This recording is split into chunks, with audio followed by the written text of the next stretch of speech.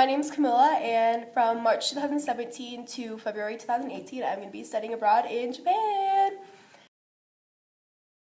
I am here to tell you guys about how to get credits for your year abroad in Japan and possibly some complications that come with studying in Japan. So this video kind of only really applies to people who are studying abroad in Japan because it's a little bit different than Europe and other countries like that. I guess it could apply to other countries in Southeast Asia. I don't really know how their school system works, so it could apply for more people. I don't know. This is just like more for Japan. So first of all, I hope you guys are going to an official program like AFS. That's who I'm going with.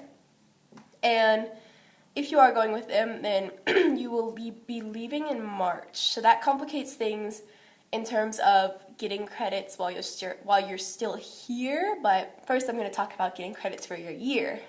So to get credits for your year, you have to make sure that you have evidence of your work, first of all, because Japan does not give out official transcripts for exchange students.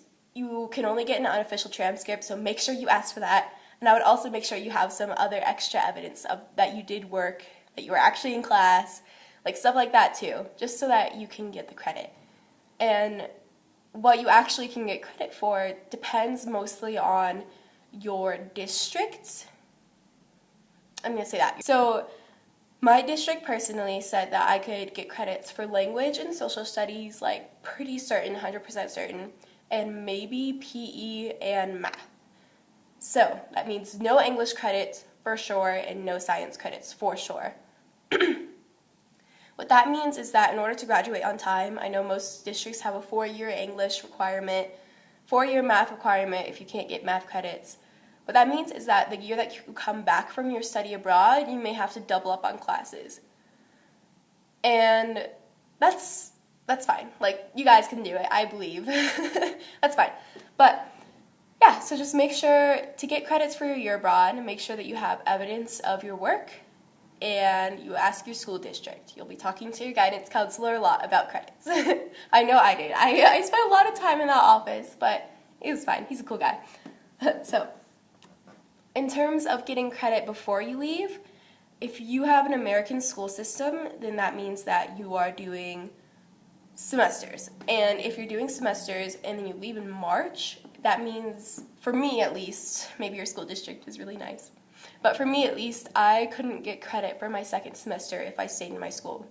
So this meant that I had to go from like a school with 2,500 kids to being in my house and homeschooling for the last semester, which is fine too. I mean, it's interesting. I'm going to say sleeping in has been a blessing. But not seeing my friends is like, eh. But that's a tangent. I'm going to stop at that. But what I did basically was I talked to my counselor a lot, and I talked to the online high school people that I joined, and they usually have like sheets that you have, and they write out what classes you need to take, like civics or American history. You plan out what year you're going to take those classes, and you figure out what classes you need to take online. And I would recommend only taking 3, because you will have from January to March to finish that. That's like half the time. So 3, like double the time is 6, which is like the normal amount of classes you have, plus like a little bit of extra time because you get distracted being home alone. I know I am distracted, that's why I'm making this video. But I should be doing some civics right now. But yeah, so I would say getting credits for that, definitely make sure you know what program you're going to do your online schooling with, because that's important, and you also probably have to schedule appointments with them and like figure out what they want. And you have to make sure that it's a course that you can go at with your own pace. So I would recommend that, and that's how you can get some credits for studying abroad in Japan. And you could also like go abroad and then repeat a year once you get back. Like, that's totally fine too, but this is just for people who like want to still graduate at the same time as they were originally planned to graduate. And if you have a trimester system, then it's probably going to be different for you. and you'll probably be lucky.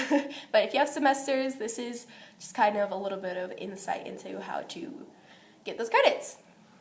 Good luck!